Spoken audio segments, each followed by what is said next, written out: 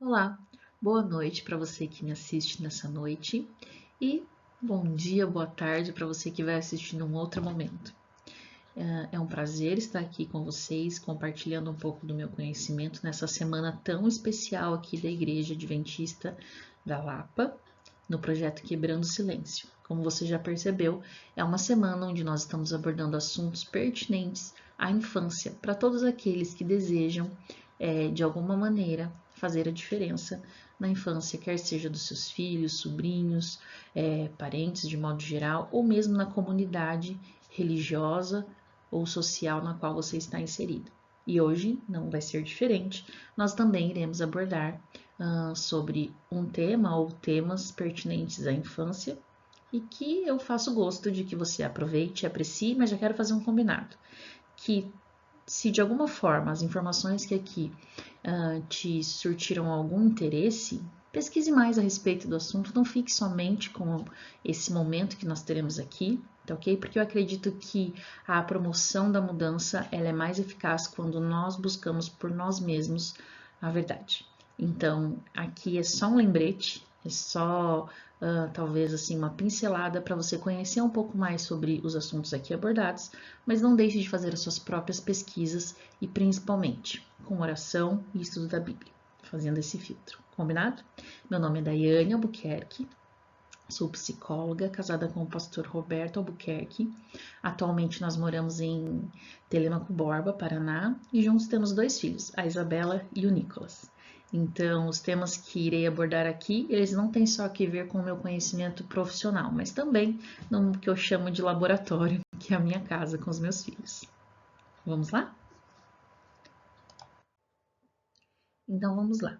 Eu não poderia começar esse encontro sem fazer uma menção, né, a essa citação que eu julgo ser muito pertinente para o tema de hoje, que diz assim: é lei tanto da natureza intelectual como da espiritual que pela contemplação nos transformamos. O espírito gradualmente se adapta aos assuntos com os quais lhe é permitido ocupar-se. Identifica-se com aquilo que está acostumado a amar e a reverenciar. Isso está escrito no livro Mente, Caráter e Personalidade, segundo volume, na página 418. Se você já quiser anotar para você fazer as suas pesquisas aí, esse já é o primeiro livro que eu vou indicar para você na noite de hoje, para você estudar mais sobre assuntos da mente humana, tá bom? Mente, Caráter e Personalidade 1 e 2, da autora Ellen White. Tá? Eu costumo dizer que ele, assim, é um resumão, né, de tudo que seria psicologia para leigos. Não tem as mesmas nomenclaturas que nós utilizamos hoje em psicologia, tá? Porque ela escreveu isso há muito tempo atrás, tá? E eu julgo dizer que ela era, assim, uma mulher além do seu tempo. Então, ela tinha um conhecimento muito além daquilo que se tinha na época que ela escreveu, ali, 1844, 50, enfim, tá bom? Então já fica aqui minha primeira dica de pesquisa para você. Se os assuntos que eu trouxer aqui para você te interessou, então você já começa por aí. E aí vou indicar mais alguns livros depois, tá bom? Então guarda esse termo, contemplação. É pela contemplação que nós nos transformamos. Mas o que seria contemplação, então? Vamos buscar a definição disso? Contemplação, se você der um Google aí, ou for no dicionário, ou na Barça, não sei qual que é o seu meio de pesquisa, se você for lá, você vai encontrar algo bem semelhante a isso daqui, como definição de contemplação. É o ato de concentrar longamente a vista, a atenção em algo, ou profunda aplicação da mente em abstração, meditação, reflexão. Então, o que seria contemplação? Contemplação é o comportamento que eu tenho de me deparar com uma cena, com um ambiente, com um horizonte, uma natureza, e eu me demorar ali contemplando aquilo. Tá? Então, isso é contemplação, é eu dedicar atenção a algo, tá? Quer seja uma paisagem, quer seja um ambiente, enfim, isso é contemplação. Quer seja naquilo que eu também busco estudar, né, que foi a dica que eu dei para você, eu estou contemplando. eu estou me debruçando sobre algo. Tudo isso é contemplação e isso faz com que surta alguma transformação em mim enquanto ser humano. Tá ok? Então, guarda essa definição de contemplação, guarda o recadinho ali da autora que eu citei para vocês, que é através da contemplação que nós somos transformados. Eu amo paisagem, amo natureza, então se eu puder me demorar contemplando algo assim, eu gosto muito, isso me traz muita paz, tá? Mas será que a gente só contempla natureza? Eu já dei alguns exemplos aqui para você. Então, vai pegando o fio da meada aí, porque você vai me dizer o que tem a ver uma coisa com a outra. Então, já falei aqui que pela contemplação nós somos transformados, já pegamos a definição do que seria contemplação, e aqui eu estou montando uma base com você para você entender onde eu quero chegar, tá ok? E agora eu quero trazer um termo da neurociência para você, que também vai corroborar com o que Ellen White disse lá no livro Mente, Caráter e Personalidade, dizendo que pela contemplação nós somos transformados. A informação que eu trago para você, que talvez não seja tão nova assim para você e para alguns seja uma novidade, é sobre o que nós chamamos de neurônio espelho.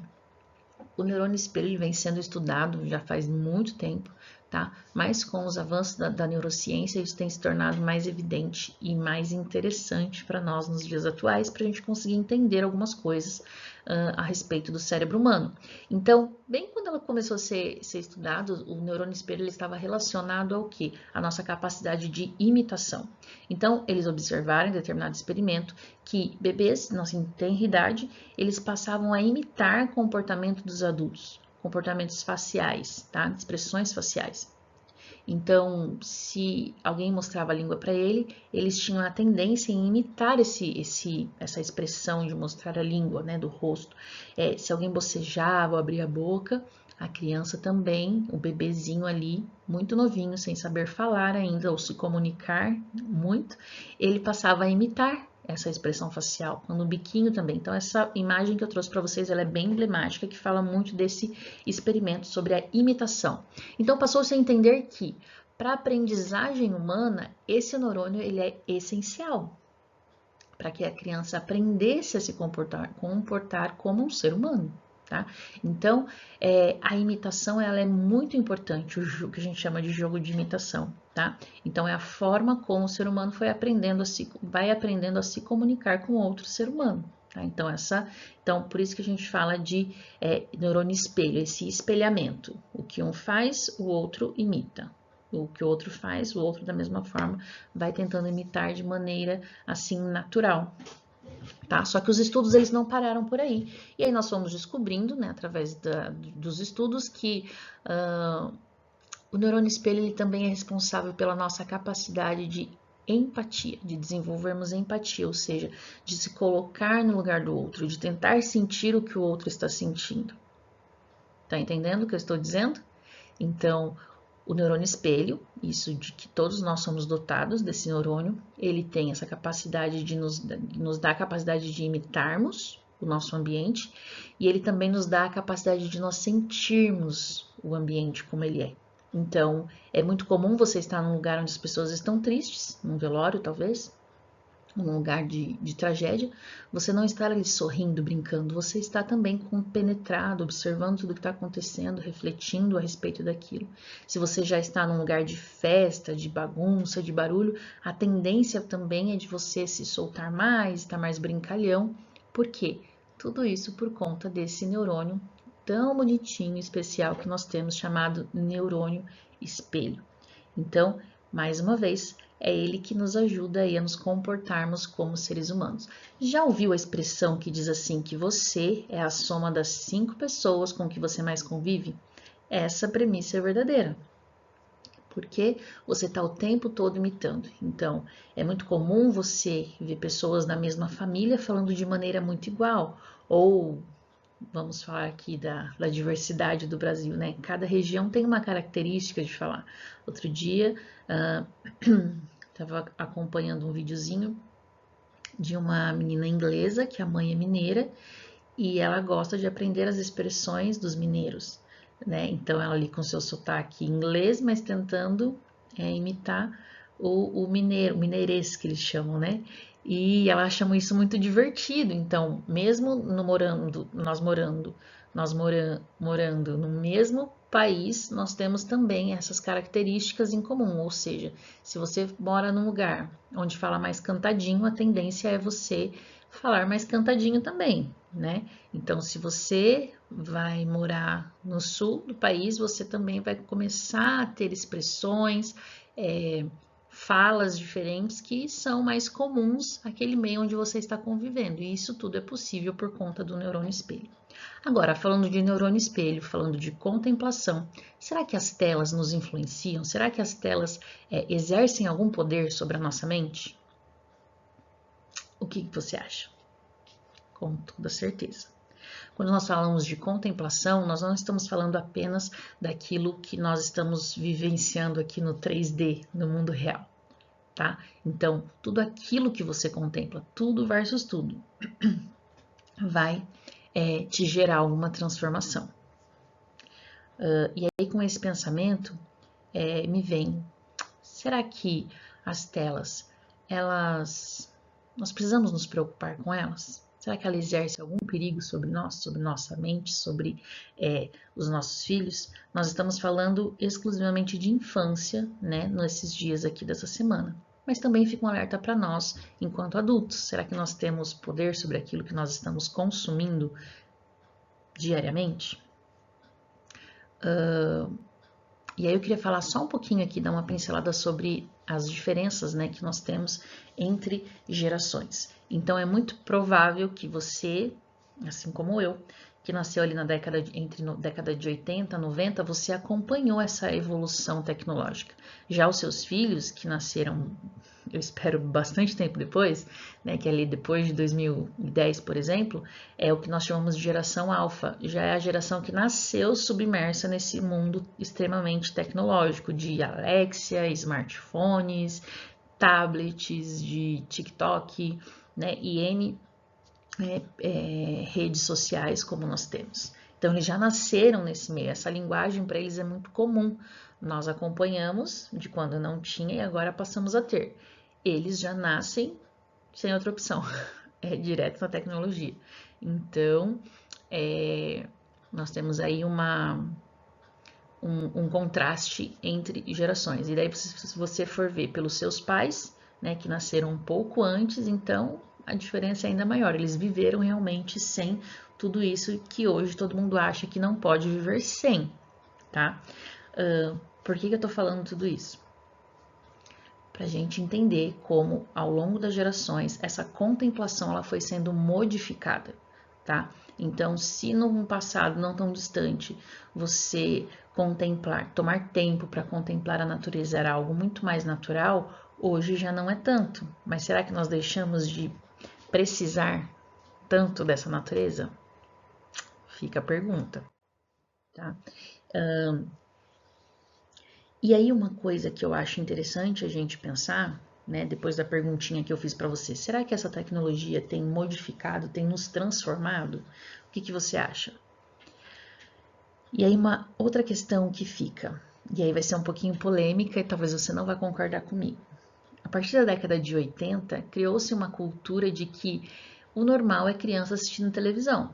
O normal é criança assistindo desenho. Se ela passar o dia inteiro ali assistindo, ou pelo menos no tempo que ela está em casa assistindo, estiver quietinha, tá tudo certo, tá tudo bem. Será mesmo?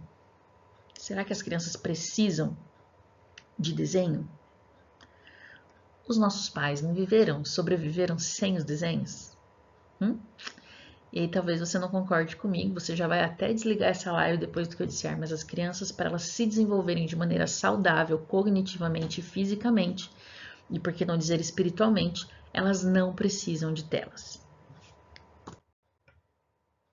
E aí vem uma outra questão que nós precisamos pensar. Ao colocarmos a nossa mente, né, o nosso olhar, ao passarmos tempo contemplando as telas, nós estamos também colocando o nosso cérebro sob grande influência de pessoas que normalmente a gente nem conhece. Nem sabemos qual de fato são as suas intenções ao produzir um filme, um desenho, um entretenimento que seja. Tá? E aí tem uma outra citação também de Ellen White que ela diz assim: Todos devem vigiar os sentidos, do contrário, Satanás alcançará vitória sobre eles. Pois essas são as avenidas da alma. E eu amo esse termo que ela utiliza de avenidas da alma, porque a avenida me dá o senso de acesso, né? Então, em outras palavras, o que ela está querendo dizer aqui?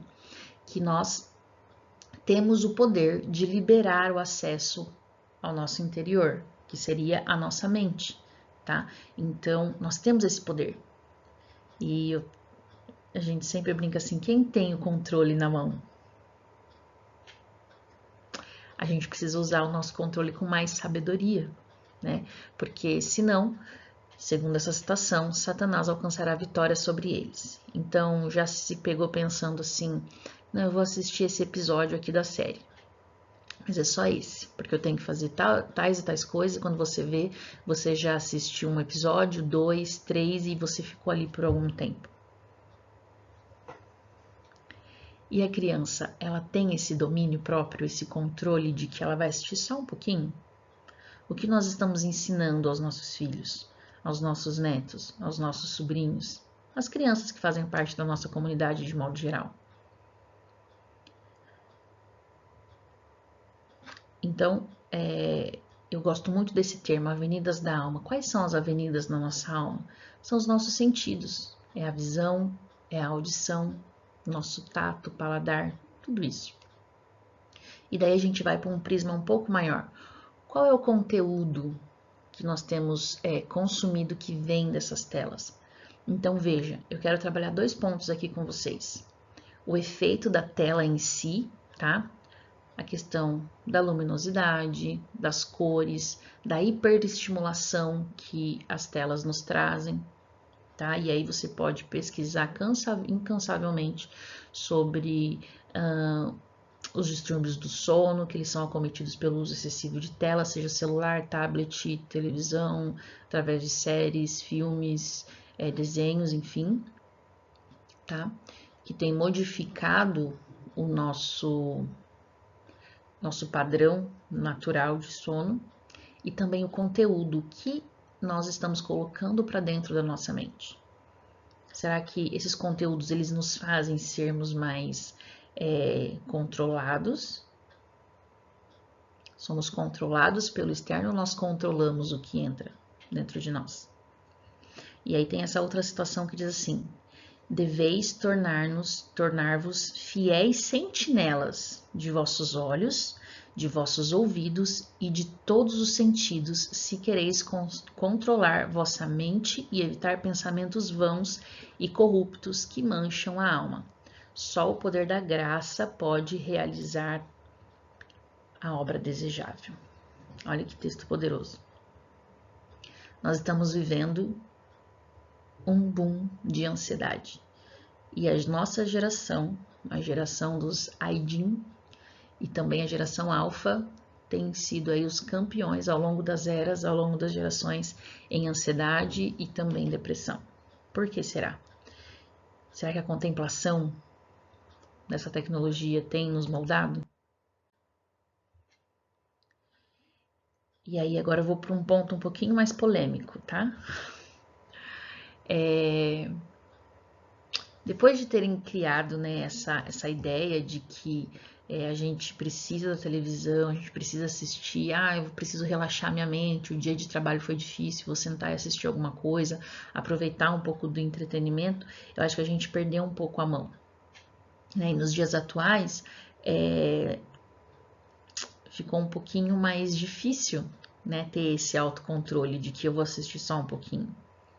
Ou não, isso já faz parte, já faz muito tempo da nossa vida, tá? Então, vou trazer de novo ali para vocês essa questão do neurônio espelho. Lembra que eu disse que ele é responsável pela nossa empatia e pela imitação? Quando nós estamos assistindo a uma tela, seja ali os videozinhos no celular, seja numa tela maior,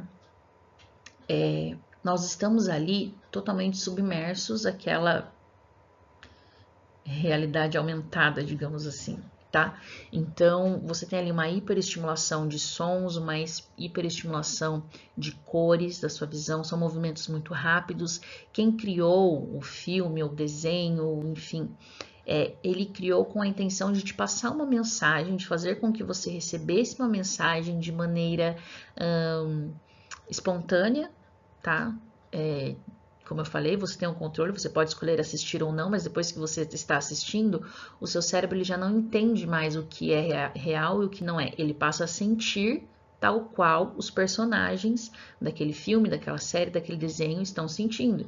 Então, a tendência é o seu cérebro imitar aquelas reações.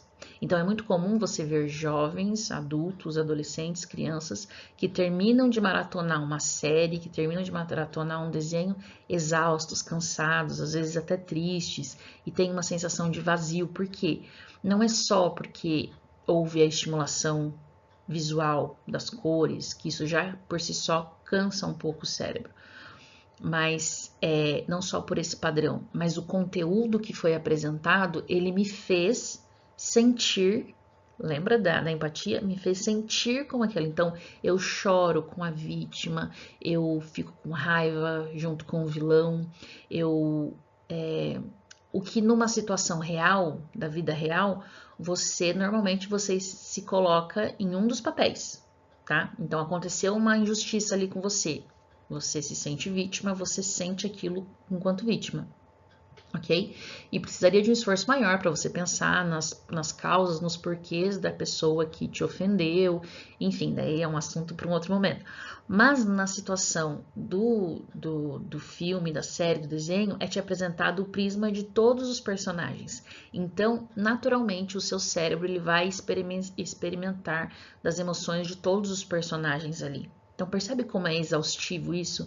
Então, você automaticamente está o tempo todo acionando. Então, assim, tem cenas que te deixam mais ansioso, mas se você assiste algo de suspense, você fica ali querendo saber o final, o desfecho, ou você se coloca na cena e quando vai ser atacado, você sente, você toma um susto, porque você acha que você está sendo atacado também. Então, percebe essa dinâmica, né, dos filmes, dos desenhos, enfim. Então, é muito perigoso isso. Você acaba, e a depender do tempo que você gasta com isso, você acaba assumindo aquela personalidade. Lembra que eu falei que você é a soma das 5 pessoas com que você mais convive? Mas também pode ser daquilo que você mais contempla. Então, você tem crianças muito pequenas assumindo personalidade de personagens. Então é muito comum você ver o menino que assiste muito filme ou desenho de super-herói, ele achar que ele pode voar também, que ele quer fazer assim como soltar a teia de aranha, como o super-herói faz, ou bater como o super-herói faz.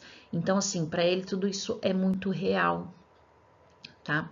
E aí eu trouxe aqui, né, eu coloquei nessa tela aqui para vocês alguns lançamentos dos últimos anos, dos últimos 2 anos para cá.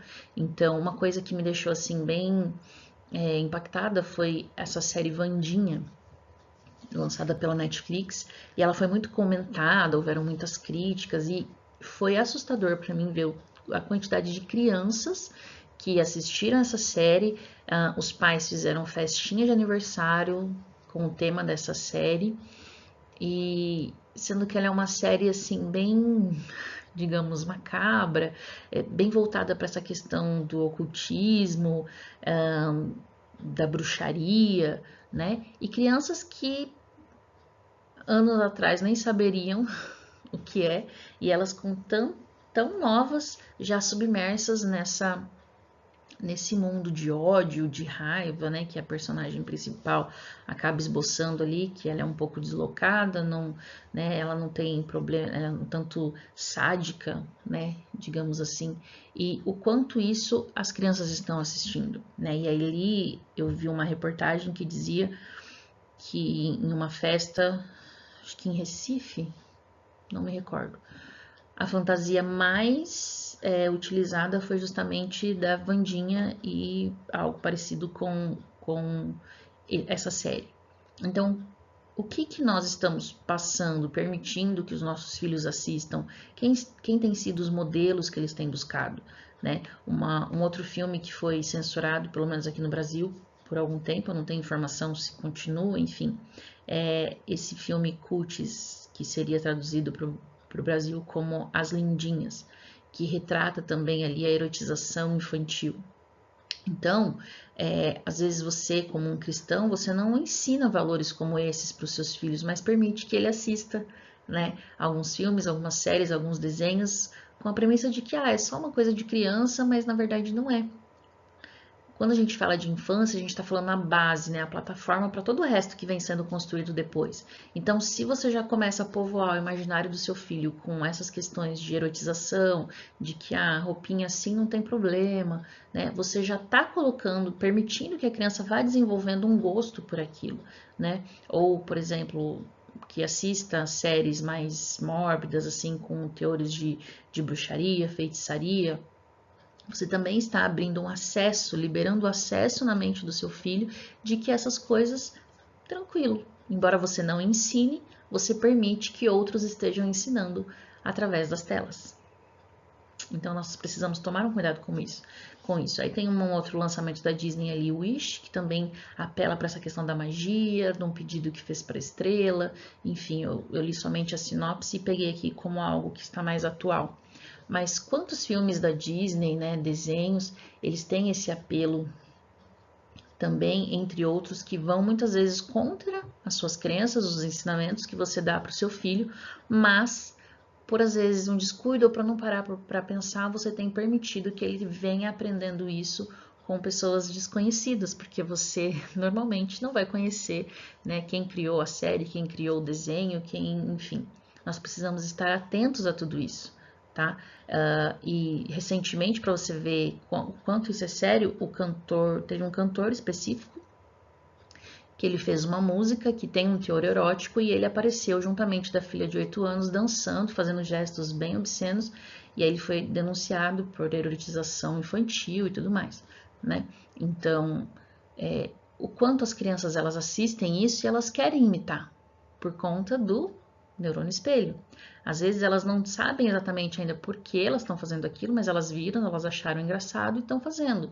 Só que automaticamente elas entram num campo perigoso da sua própria erotização e daí acaba abrindo margem para alguns predadores, como vocês já viram, né, no encontro de 2 dias atrás, que falou justamente sobre essa ameaça, né, que as crianças enfrentam, que nós precisamos enfrentar, né, da violência sexual, tá? Então, vê como as coisas elas vão se encaixando, né? Então, não dá pra gente imaginar que são coisas separadas, nós precisamos estar de olho no que está acontecendo com os nossos filhos, o que eles estão vendo, o que eles estão assistindo, porque tudo isso vai ter, sim, um peso na vida deles, tá? E quando eu falo, assim, de revolução tecnológica, eu vou apresentar 2 livros para vocês, tá? Para vocês, lembra do nosso combinado? De irem pesquisar a respeito do que eu tenho falado aqui. Você tem aqui, ó, o livro Geração Ansiosa. É um livro ótimo, bem atual, que vai tratar justamente dessa questão das gerações que viveram sem toda essa tecnologia e do quanto essa tecnologia tem afetado os nossos dias, as emoções, o psicológico, né, das pessoas de modo geral, e o quanto isso tem desenvolvido crianças mais ansiosas, crianças com alguns transtornos que há décadas atrás você não pensaria que crianças desenvolveriam tais transtornos, tá? E um outro livro bem interessante é esse aqui, Aidin, que também vai falar justamente do mal das nossas gerações, né? Aidin para frente, né? Da Alfa. Então, há um consenso, e aqui agora eu quero deixar algumas dicas, tá? Para os pais, mas não somente para os pais. Às vezes você é avó, avô, e você também se preocupa aí com seus netos. Você é um membro da igreja que também se preocupa ali com as crianças. Então, algumas dicas aqui, como eu falei para vocês, as telas elas não são necessárias na nossa vida, no sentido assim, sem telas, uau, nós vamos morrer. Não, muito pelo contrário. A vida além das telas, se é que eu posso dizer dessa forma. Então, há um consenso da Academia Americana de Psiquiatria da Infância e da Adolescência de que até os 5 anos de idade, o ideal seria que não houvesse smartphones na vida das crianças. Nem tablets, nem computadores, nem TV. Nada disso é apropriado para as crianças, porque justamente elas estão nesse momento de aquisição de conhecimento, desenvolvimento cognitivo, seu cérebro está ali no momento ótimo para o seu desenvolvimento, então as telas elas acabam muitas vezes atrofiando algumas habilidades. Por exemplo, existem escolas que elas influenciadas aí, né, querendo que a escola fosse a escola do futuro, elas acabaram optando por não pedir mais, solicitar que os alunos fizessem provas ou que eles escrevessem. A escrita em si estava em decadência nessas escolas, foi retirado. Porém, eles começaram a perceber alguns prejuízos na aprendizagem das crianças, que só o digitar ou a questão do touch não os ajudava a aprender a fixar o conteúdo. Tá? Então, na neurociência, hoje a gente já tem estudos mostrando que o fato de que nós precisamos dessa psicomotricidade que a gente fala. Então, enquanto eu estou raciocinando no que eu vou escrever, no que eu vou responder, eu vou escrevendo com a letra cursiva ou com a letra bastão. Tudo isso é extremamente importante para a aquisição de conhecimento, para a aprendizagem. Então, algumas dessas escolas, né, ditas escolas do futuro, já começaram a dar um passo atrás com relação à necessidade da escrita, tá? Então, veja só, eles perceberam, então, a neurociência vai percebendo que se você não usa tudo aquilo que nós não usamos, o nosso cérebro ele joga fora ou ele para de desenvolver, tá? Então, imagina você perder, nem conseguir, né, adquirir essa habilidade da escrita, né? Então, telas, elas... mas aí também tem um outro ponto interessante que os estudos mostram. Que para essa idade especificamente, de crianças de 0 a 5 anos, as telas, né, de maneira passiva ou assíncrona, que nós dizemos, ou seja, a criança ela só assistir, não interagir com a tela, é maléfico. Porém, é benéfico quando há uma interação, por exemplo, uma chamada de vídeo para os avós, para os tios que moram longe. Ela ter essa interação com pessoas, ela acaba ajudando na aquisição de linguagem e também na aquisição de vínculos. Então, é interessante você ter esse tipo de interação. Agora, uma tela sem interação alguma, ela já passa a representar um perigo para as crianças, até mesmo na aquisição de linguagem, principalmente crianças menores de 2 anos. Então, você tem ali, é um joguinho educativo, então a criança ela vai ali, né, jogando, ela pode até se sair bem ali, no entanto, ela passa a ter dificuldade a se comunicar, né, porque quando ela tem experiência real com o ser humano, então você fala e você espera que o outro responda algo de volta. Lembra de novo do neurônio espelho? Então, há essa troca. Já na tela não há uma troca. Há uma informação que é passada, você absorve aquilo e você não tem a resposta, não tem a interação. Percebe? Então, as telas, nós precisamos usá-las com sabedoria, né? Eu digo assim sempre que nós precisamos ser intencionais com aquilo que nós oferecemos para as crianças, para os nossos filhos, tá? Então, se você quer usar tela antes dos 5 anos, eu diria para você usar em videochamadas com familiares que não moram tão perto de você, porque daí você consegue, desculpa, aumentar o vínculo da criança com esse ente querido, tá? E isso também ajuda, porque quando ela vê a pessoa que ela gosta do outro lado, ela tem essa vontade de falar, ela tem essa vontade de interagir com a pessoa. Então, isso é uma estimulação boa, tá? É uma estimulação, uma comunicação síncrona que nós dizemos. Então, telas antes dos 5 anos, eu particularmente indicaria somente isso, e é uma indicação também, né, aí da Academia de Psiquiatria da Infância e da Adolescência, tá? Americana. Então, antes dos 2 anos seria isso. E mais uma vez, eu relembro vocês, né, que as telas elas têm essa questão da hiperestimulação do cérebro, com cores intensas, músicas também que vão ali dar todo o recheio e a graça do desenho ou do filme que seja. Mas essa hiperestimulação tem, de certa forma, contribuído diretamente para o desenvolvimento de transtornos como déficit de atenção, hiperatividade, porque, mais uma vez, a criança está recebendo muita informação com muitas cores intensas e músicas, e daí você vai levar uma criança para ler um livro. Faça esse teste. Permita que a criança, aliás, não faça esse teste, mas se você quiser fazer, Permita que a criança assista 30 minutos de algum desenho ou filme que seja.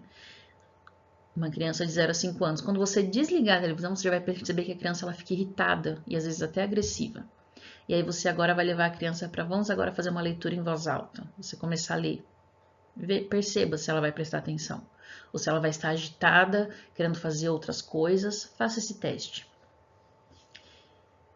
E aí, um outro ponto que nós devemos levantar é: a criança de 0 a 5 anos, ela está justamente no seu desenvolvimento psicomotor, neurológico, cognitivo, então ela precisa fazer associações, ela precisa perceber a vida real, pensar como ela vai interagir com essa vida real, fazer testes, né, do que dá certo, do que não dá, né, que a gente chama de teste empírico.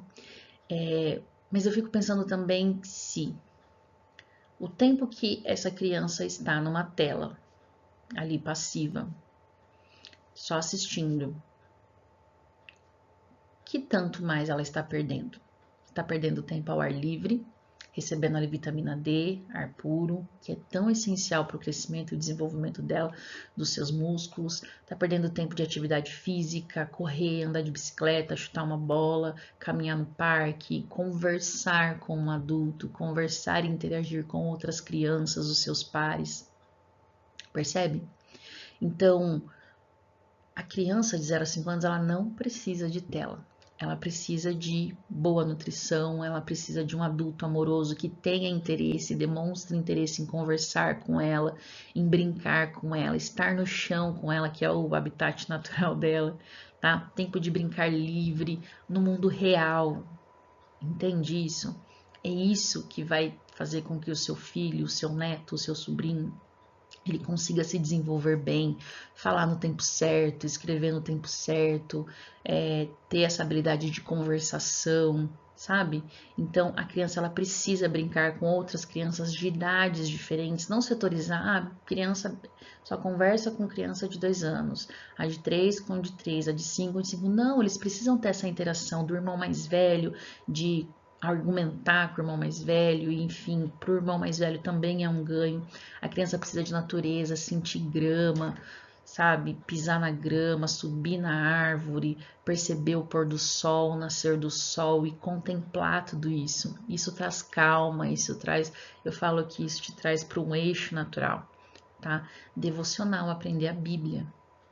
Nós precisamos ser intencionais também nisso, né? Mostrar o Criador de todas as coisas para os nossos filhos, aprender histórias reais. Muito se fala de fantasia, que é importante, livros de histórias, né, de fábulas e enfim. Não, a criança ela precisa da vida real, do mundo real. E quantas histórias nós temos na Bíblia que são de tirar o fôlego também? E aí também a gente precisa tomar um cuidado, né, com a idade da criança. Quais histórias você vai apresentar para a criança? Né? Então, lembrando que a gente está falando de proteção desse imaginário da criança. Então, a gente precisa estar atento a todas essas coisas, né? Se eu vou assistir alguma coisa com o meu filho, por que que eu vou assistir? Que lição que eu quero ensinar para ele com isso que nós vamos assistir? Todas essas coisas precisam estar na nossa mente, nós precisamos ser intencionais.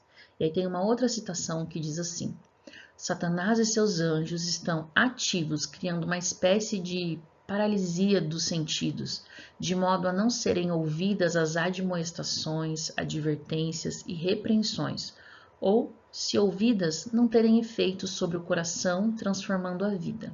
Testemunhos Seletos, volume 2, página 195. Você tem a impressão de que essa geração, ou as crianças que você conhece, parece que elas não escutam, parece que quando você quer ensinar uma virtude ou algo assim, parece que não entra. Será que essa citação aqui de Ellen White ela é muito irreal ou ela faz parte dos nossos dias? Será que ele já tem conseguido êxito nessa tarefa de fechar os nossos sentidos para as coisas divinas, para a vida do cotidiano normal, nosso mundo social? Fica uma pergunta. E aí agora uma dica aqui para pais de crianças entre 6 e 13 anos. aqui já pode apresentar a tela? Sim. Estou falando aqui de um ideal, tá, gente? Cada um sabe da sua realidade, mas mais uma vez eu digo, pesquise. Eu estou falando de fatos aqui para vocês, tá? Mas você tem que adequar os fatos à realidade que você tem, tá? Então, pensa aqui comigo um pouquinho.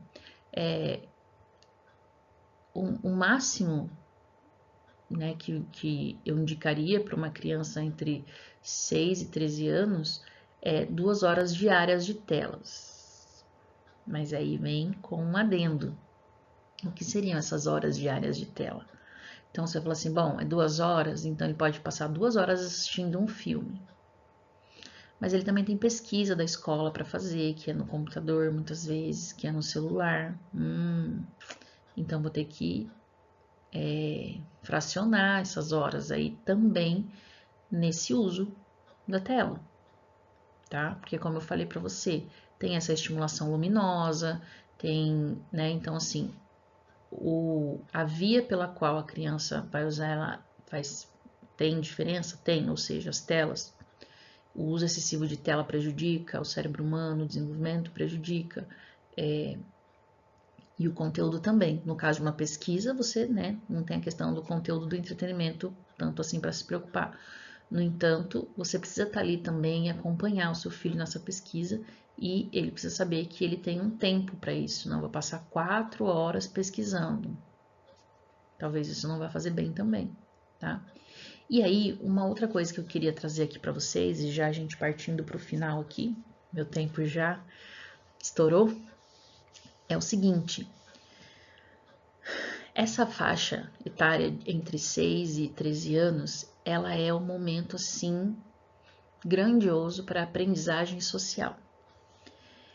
É nesse momento que os nossos filhos eles acabam admirando pessoas, tá? Então é muito comum, por exemplo, você ver crianças e adolescentes tendo um ídolo, eu amo, eles são muito intensos, né? Eu amo aquela pessoa, eu amo aquele cantor, eu adoro, né? Usam até essa expressão, eu adoro aquele filme, eu adoro aquele personagem, eu amo, né? Ou eu odeio, eles são muito intensos nessa faixa etária. E aí a pergunta que fica é: quem serão os modelos saudáveis do seu filho? E como eu falei, aqui a gente está falando de uma faixa etária exclusiva, assim, ótima para aprendizagem social. Naturalmente, o cérebro da criança ele está em busca de modelos para ele, mais uma vez, olha lá, imitar, para ele mais uma vez ter essa empatia, seguir de fato. E daí, porque as redes sociais fazem tanto sentido, né, para as crianças e para os adolescentes, né? Então, se você for ver Instagram, o X agora, né? Então, assim, eu sigo alguém, eu estou seguindo fulano de tal, eu estou seguindo determinado canal, então eu quero fazer as coisas que fazem nesse canal, eu quero reproduzir os experimentos que fazem no determinado canal, eu quero ter comportamentos como aquele, eu quero me vestir como aquela pessoa, como aquele personagem. Tá? E aí a indicação é justamente que as crianças nessa faixa etária não tenham conta nem perfis em redes sociais, porque ali reside um perigo muito grande, tá? Então, quando a gente fala de rede social, existe um padrão. Você posta alguma coisa, você espera uma reação e você reage a essa reação. E nós temos N casos de bullying acontecendo nas redes sociais, perde-se totalmente o controle daquilo e ficam sequelas severas para o resto da vida.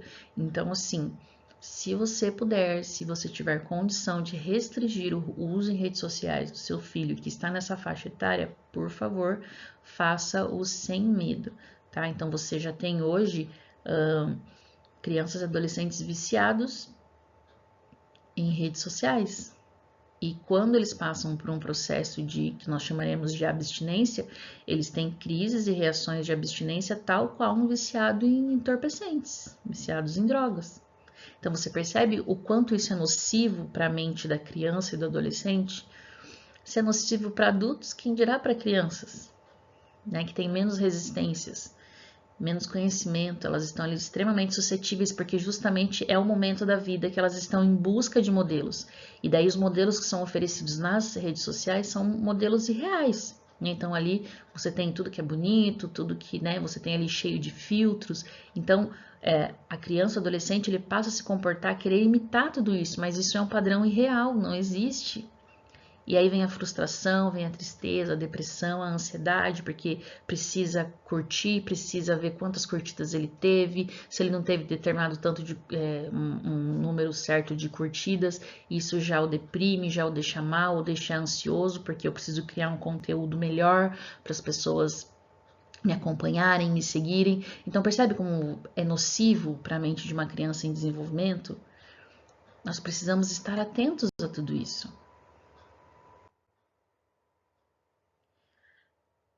E aí a Bíblia ela é fantástica.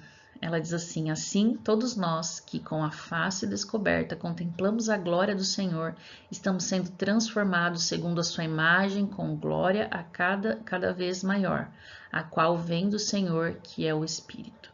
Então, queridos, se eu posso dar uma dica para vocês, é mais Bíblia, mais natureza, menos o mundo virtual, menos o mundo artificial. Porque no mundo virtual, no mundo artificial, você não vê a criação de Deus. E o ser humano precisa disso para sobreviver, precisa disso para estar saudável, né? Mentalmente falando. Nós precisamos ser mais intencionais no cuidado com o que os nossos filhos estão assistindo. Então, veja só, vou trazer aqui um exemplo que aconteceu recentemente com meu filho. Estava assistindo aquela série The Chosen, né? E normalmente acontece, eu gosto da série porque ela traz, né, todo esse contexto bíblico, histórico da época. E aí eu estava assistindo um episódio que teve uma cena de violência específica, no entanto, a cena não aparecia especificamente que a pessoa tinha atacado a outra com uma adaga. No entanto, aparecia ali o sofrimento no rosto da pessoa atingida, o espanto das que estavam em volta, né? E aquilo chocou meu filho de uma forma que eu não esperava. Na verdade, o que aconteceu? Normalmente eu assisto antes do que os meus filhos vão assistir, faço a minha avaliação e permito que eles assistam não. Mas nesse dia, na pressa do dia a dia, eu falei, não, vamos assistir, o The Chosen é seguro, né, na maioria das cenas e tal, e acabei permitindo que eu assistisse junto com eles. E daí eu tive essa triste surpresa, desliguei, né, a televisão, mas ele ficou com aquilo na cabeça, e ele dizia assim para mim, de noite, mamãe, eu estou com medo do que eu posso sonhar. Então assim, ele ainda nem havia sonhado, mas na imaginação dele ficou aquela cena. E ele tem 5 anos.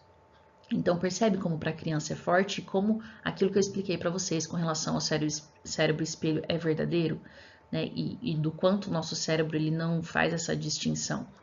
Então fiz ali um acompanhamento com ele, né? Tratamos a situação, tá tudo bem, mas enfim, são surpresas que podem acontecer. E o quanto isso é nocivo para os nossos filhos, nós precisamos estar atentos. Mesmo eu sendo extremamente intencional naquilo que eles veem, assistem, dessa vez me passou desapercebido e no momento eu fiquei com essa surpresa desagradável. Né? Então nós precisamos estar de olho naquilo que os nossos filhos assistem, ouvem, tá? Para que a gente também possa, se acontecer, a gente também ter um diálogo aberto, uma conversa que possa acolhê-los, né? E fazê-los entender de como funciona na realidade, não no virtual, tá? Então, se eu posso deixar uma dica para você também, é essa.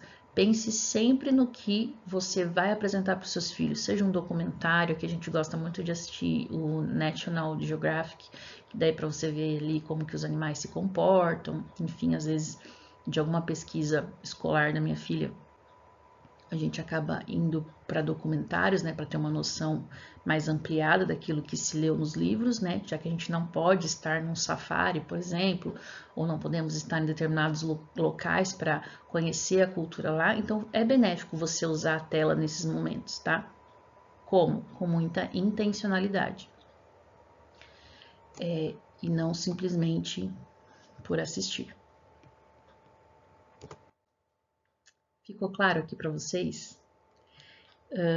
E daí, Eu gostaria de falar várias outras coisas, porém o nosso tempo é curto. De repente, num próximo convite, eu posso falar um pouco mais a respeito de outras coisas, mas partindo por essa premissa, né, da contemplação, do cérebro espelho, do neurônio espelho, do quanto nós, ainda em desenvolvimento, nós somos influenciados por aquilo que nós vemos, assistimos, ouvimos,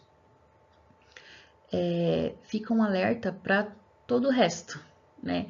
Por exemplo, sobre vestimenta, a erotização das crianças, acessórios de personagens, como eu mencionei para vocês enquanto eu explicava aqui, a busca, né, das crianças em terem os seus heróis, os seus ídolos e passarem a ter comportamentos semelhantes, sobre a questão de você vestir roupas com personagens diversos, enfim, quando você veste algo, você está assumindo uma identidade, né? Então, que identidade é essa que eu estou querendo passar? Né? Então, tudo bem os meus filhos usarem uma roupa do filme tal, quando você veste algo, aquela expressão vestir a camisa, eu estou dizendo que eu concordo com tudo aquilo, com toda a filosofia que está por trás daquilo. É isso que você quer passar? É isso que você quer comunicar? Né? Para o seu filho, ou que o seu filho comunique para o mundo, que ele assume aquela filosofia daquele personagem, daquele desenho, que seja, né? Então a gente precisa estar antenado nessas coisas. E aí queria finalizar com esse texto bíblico de Filipenses 4, que diz assim: finalmente, irmãos, tudo que é verdadeiro, tudo que é venerável, tudo que é justo, tudo que é puro, tudo que é amável, tudo que é de boa fama, se há alguma virtude e se há algum louvor, seja isso que ocupe os vossos pensamentos. É isso que Deus espera de nós. É isso que a Bíblia diz que Deus espera de nós. Que nós ocupemos a nossa mente com tudo aquilo que é bom, tudo aquilo que é verdadeiro. E eu acho que se aplica, né, a esse momento aqui que nós estamos discutindo a respeito do virtual, né, da influência do virtual na nossa vida. Nós precisamos estar atentos e cuidando com aquilo que nós estamos permitindo que acesse a nossa mente, porque através desses acessos é que nós somos contemplados. Então, que ser humano você quer ser? A tecnologia ela está aí para nos ajudar, para nos auxiliar, ok. Mas o quanto ela tem dominado a sua vida, os seus dias, o quanto ela tem dominado a educação dos seus filhos, que você tem perdido o controle. Então, se você é alguém que tem sofrido por não conseguir controlar, né, a intromissão, digamos assim, da tecnologia na sua casa, na sua vida, ore a Deus, peça a Ele ajuda, que eu acredito fortemente de que Deus pode nos dar esse poder do efetuar aquilo que é a vontade dele, tá? Então, evite as telas. Eu sei que nós vivemos num mundo muito agitado, onde nós temos que fazer diversas coisas ao mesmo tempo.